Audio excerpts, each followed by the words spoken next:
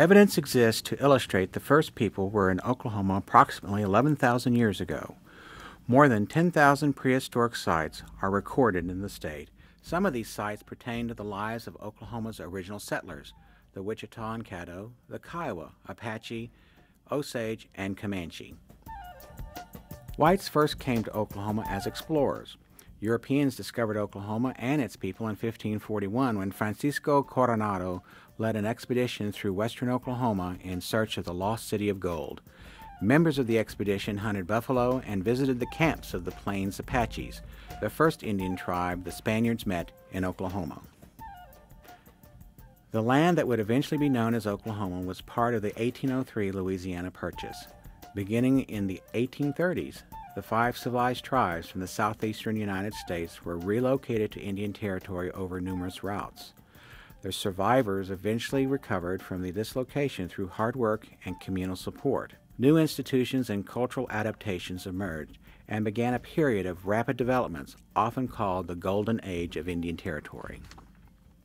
Following the destruction of the Civil War, Oklahoma became part of the booming cattle industry, ushering in an era of the cowboy.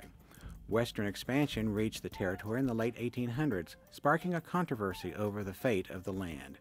Treaties enacted after the Civil War by the U.S. government forced the tribes to give up their communal lands and accept individual property allotments to make way for expansion.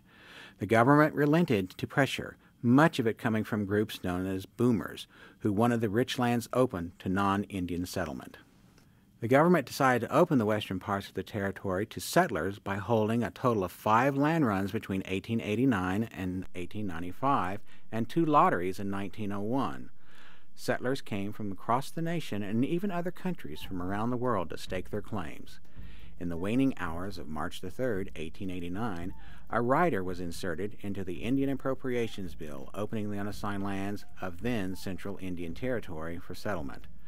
The date was originally set for April 21st, but that being a Sunday, then-President Benjamin Harrison, being a deeply religious man, changed the date to Monday, April 22nd.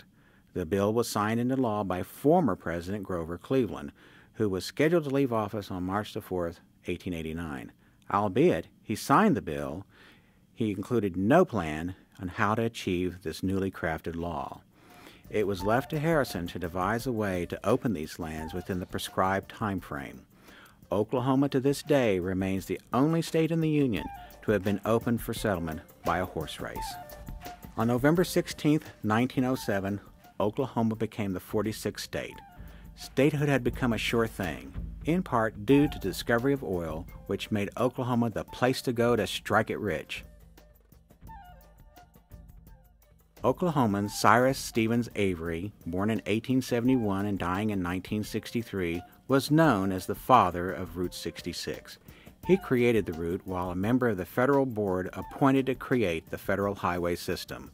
In 1927, Avery pushed for the creation of the U.S. Highway Association to promote paving U.S. 66 and promote travel on the highway. At the creation of Route 66 in 1926, Oklahoma was not yet 20 years into statehood and was still developing a modern infrastructure. On the eve of the Mother Road, less than 12% of the state's roads had hard paved surfaces. As a result, the first generation of Route 66 roadbed in Oklahoma was a patchwork of loose net and often primitive roads. Straightening and realigning of the route shortened it by 47 miles between 1926 and 1951. Several state-of-the-art museums paid tribute to America's Main Street, including Oklahoma Route 66 Museum in Clinton, the National Transportation and Route 66 Museum in Elk City, and the Route 66 Interpretive Center in Chandler. Take a nostalgic ride on Route 66 and let the golden age of the road whisper to you through brightly colored neon signs, quaint motels, drive-in movie theaters, and friendly small towns in Oklahoma.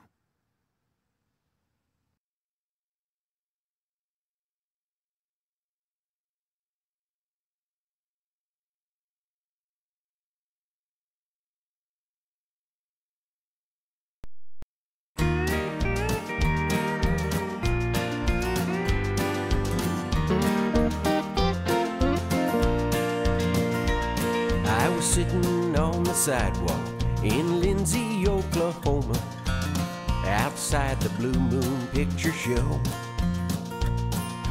kicking at a tin can, bored out of my mind, wishing I was more than 10 years old. I couldn't wait to shake that Oklahoma dust off and be gone, but now every road I travel leads me back where I belong.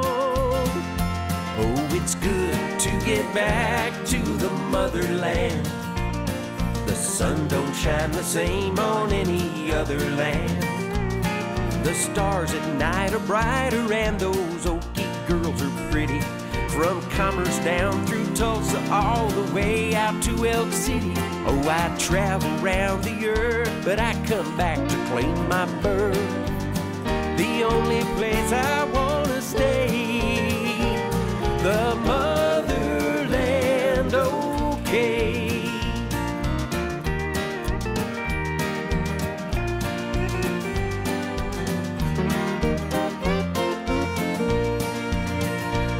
There's a brimstone Baptist preacher still preaching in my mind, a new mown hay laid soft beneath my feet, and I can see those cattle grazing out across the prairie, and the summer wind go rolling through the wheat.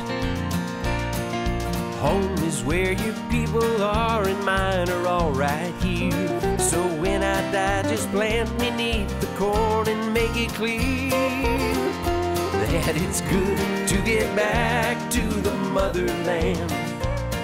The sun don't shine the same on any other land.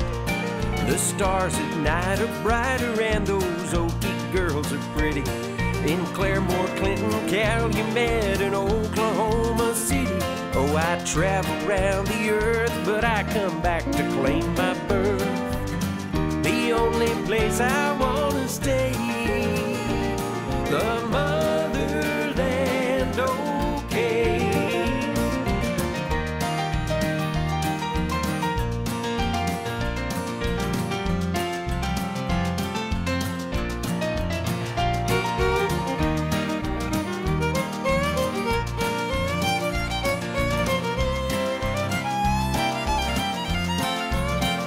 Oh, I travel around the earth, but I come back to claim my birth. The only place I wanna stay, the motherland, no other land, the motherland, okay.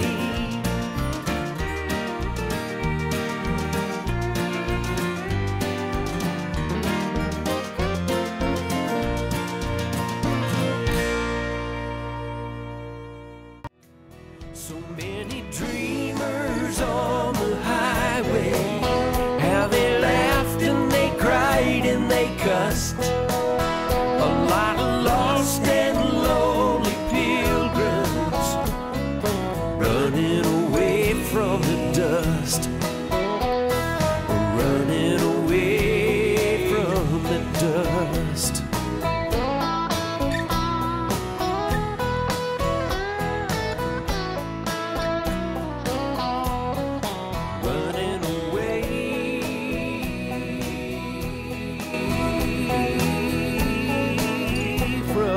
Dust.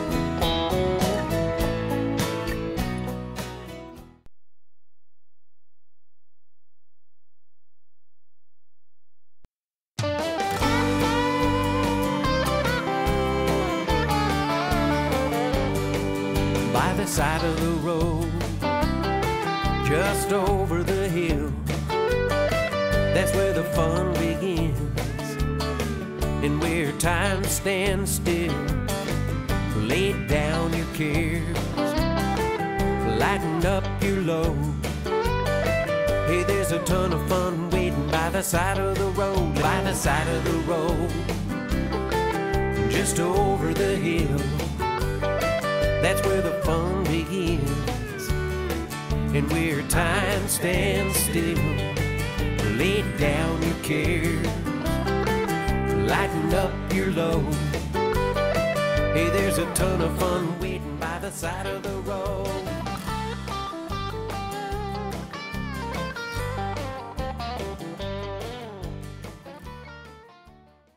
Tony Holden's the owner. He's from here originally. He just wanted to do something for the town. So we started a small museum on the other side with a store, and then we've expanded over to this side and expanded the museum on back. And it's his brainchild. I just kind of take care of it for him, and we go all over the country buying bikes, and we sell bikes here too. I mean, everything you see in the museum's for sale. So if anybody wants a bike, they can buy it, and we just turn it and go buy another bike and put another.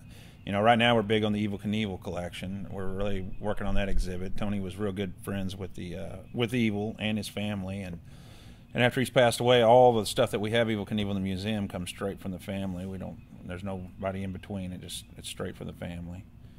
And then the rest of the museum, you know, the front part is more our Daredevil area, which is Evel Knievel and other guys, and then we go through the rest of the museum, and it turns into the walk back in time to the old gas station and 40 old bikes and Indian motorcycle room, police display, and you know, that's what the back of the museum's for. And then on this side, you know, we have our store that helps us keep the museum open and keeps us not charging an admission, because we have a donation bin, but that's about it. We don't actually charge anybody anything to see it. So, and this store helps us do that.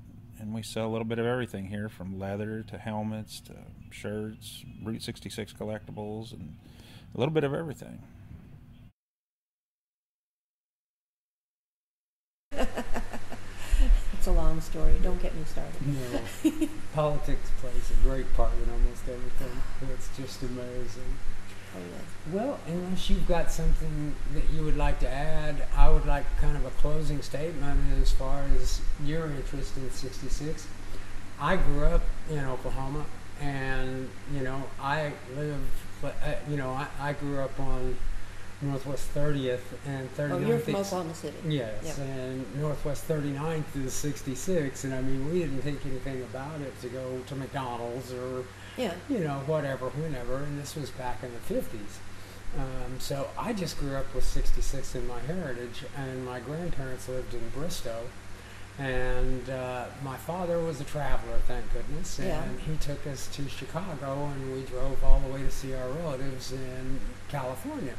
So I drove the length of it when I was a child, and then constantly I knew that section from Oklahoma City. And I remember when they had a flagpole and a sign in Oklahoma City for probably 25 years that says "Future Home of the Cowboy Hall of Fame." Oh. And it just never happened. Wow, that's like the future home of the Mickey Mantle Museum that just doesn't seem to happen down here in Commerce. Yeah. But I'd like a kind of a closing statement on your feelings about Route 66 and, you know, why it's so important that we involve other people in it. Well, let me think just a minute. Sure. This is all going to be edited, so don't worry. I mean, take your time. It's, you know, I know that everybody has a driving force, and everybody, you know, we consider ourselves part of the Route 66 community. And the only things that I've bought on this trip have been like license plates that say Route 66 that I'm going to stick on my dad's car when he's not looking. Oh, I love it. Stuff like that. Good for you.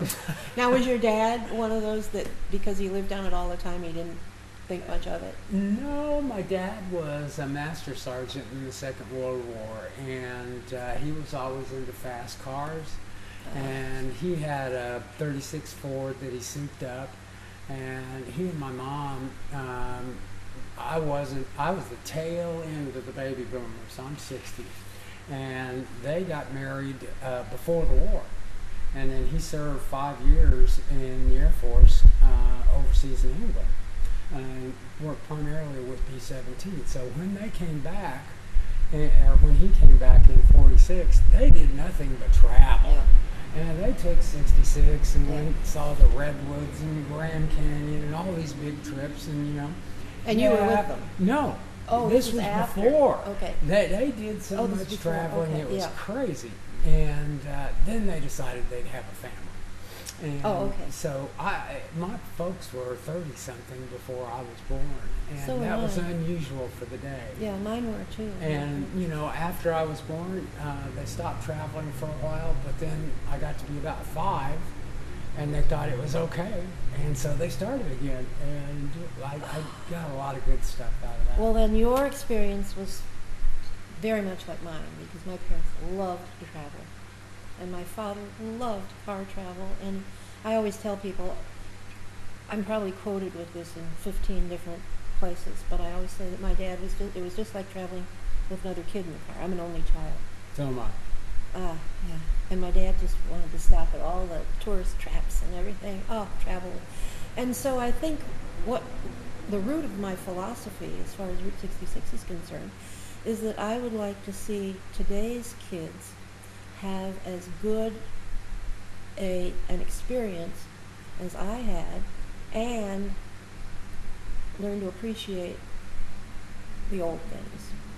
And the only way we can do that is to tell them about it. And if a family with kids is driving past here and they see an old gas station, and maybe they'll stop and maybe they won't, but if they do choose to stop in, I want to make their experience as interesting and important as I can. And so I have things here for them to look at and to ponder what it must have been like back in those days, and just sort of spread the word that Route 66 is here, and so are other old roads. You know, my heart is with Route 66, but if somebody wants to do the Lincoln Highway or any of those, the Jefferson Highway, that's great too. Just get out there and do it. Stop getting in an airplane and flying over everything, because you don't see anything in an airplane. Stay on the ground where you belong, people. And look to either side. And don't let your child have a DVD player in the van, because they're windows, and that's what the windows are for. And when your kid's looking out the windows, if they're bored, explain things to them.